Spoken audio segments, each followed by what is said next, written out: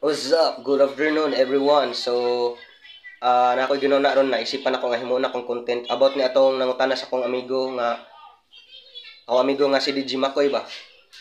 Ah, i-follow dai yang Facebook page no DJ Makoy. Kuana siya kanang DJ na siya sa 107.1 Radyo Bandera Zamboanguita. Ang nangutana dai siya no about katong nangutana siya og unsa daw kuno ting mailan kung ma-expired ang asin. So, ko explain na ron about mga kuan na po ni scientific basis. So, before tampa dayon sa unano, ipasulod sa nato ang intro. Welcome to Mr. Vixen Ham and Dream Official. Shout out! Actually guys, no, ang asin wala na sa expiration. Nagmelt lang na siya kay niagi lang na sa proseso nga gitawag na to og physical change, no.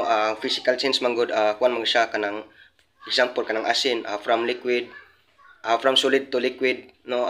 Nausobra ang iyang physical but still asin ra man gyapon na siya guys. So kay ang kuan man good ang matter naman tay duha ka klase sa changes, no, physical o chemical. Pero ang chemical change man gud na nakalain man gud kay ang chemical change is halimbawa kanang sugar na convert into alcohol.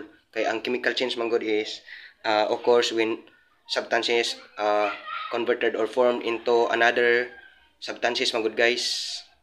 So kung bot mo na melt ang asin pero asin ra gyapon na siya, but gitawag na siya og kuan kanang liquefied salt. Therefore ang asin usa sa example sa physical change. Arangan pod kung ma-expiration ang asin, so ma-expiration po ang dagat, tilawi daw kung na-expired ba. So maura na guys. So I hope nga dagan mong makatunan sa ko ang topic for today. So bye bye.